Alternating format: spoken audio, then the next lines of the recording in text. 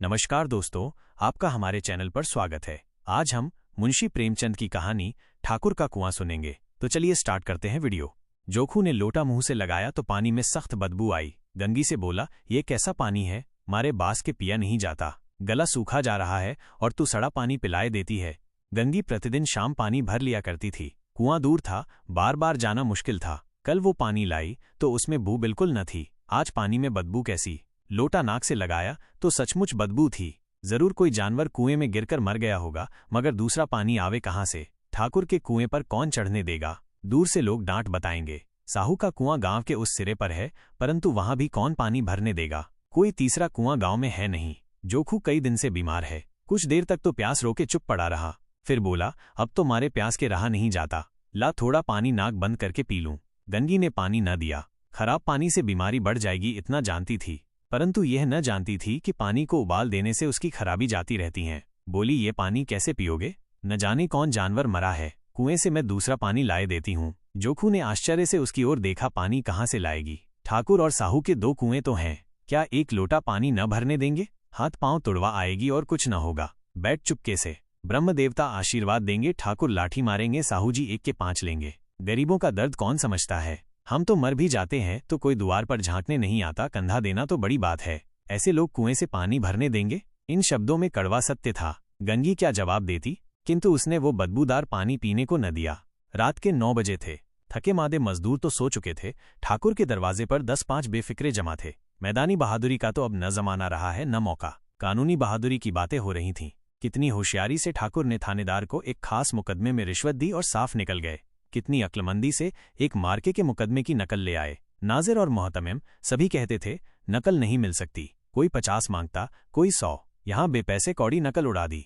काम करने ढंग चाहिए। इसी समय गंगी कुएं से पानी लेने पहुंची। कुपी की धुंधली रोशनी कुएं पर आ रही थी। गंगी जगत की आड़ में बैठी मौके का इंतजार करने लगी। इस कुएं का पानी सारा गांव पीता है, किसी के लिए रोका नहीं।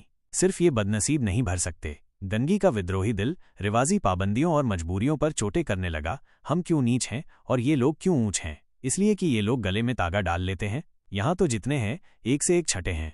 चोरी ये करें, जाल फरेब ये करें, झूठे मुकदमे ये करें। अभी इस ठाकुर ने तो उस दिन बेचारे गडरिये की भेड़ चुरा ली थी और बाद में मारकर खा गया। इन्हीं पंडित के घर में तो 12 मास जुआ होता है। यही साहू जी तो घी में तेल मिलाकर बेचते हैं, काम करा लेते हैं, मजूरी देते नानी मरती है। किस किस बात में हमसे ऊंचे हैं? हम गली गली चिल्लाते नहीं कि हम ऊंचे हैं, हम ऊंचे। कभी गांव में आ जाती हूं तो रस भरी आंख से देखने लगते हैं, जैसे सबकी छाती पर सांप लौटने लगता है, परंतु घमंड ये कि हम ऊंचे हैं। कुएं पर किसी के आने की आहट हुई। गंगी की छाती धक धक करने लगी।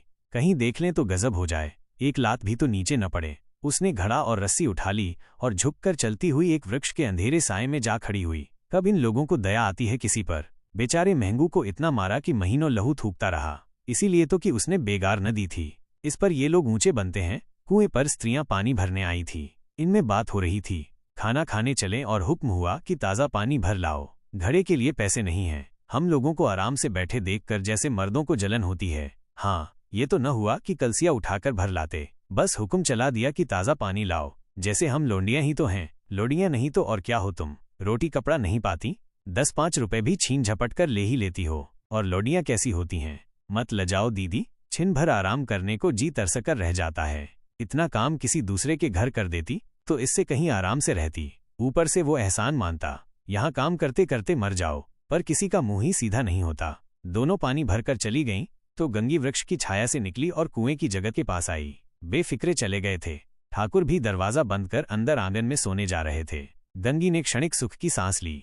किसी तरह मैदान तो साफ हुआ। अमृत चुरा लाने के लिए जो राजकुमार किसी जमाने में गया था, वो भी शायद इतनी सावधानी के साथ और समझ बूझकर न गया हो। गंगी दबे पांव कुएं की जगत पर चढ़ी। विजय का ऐसा अनुभव उसे पहले कभी न हुआ था। उसने रस्सी का फंदा घड़े में डाला।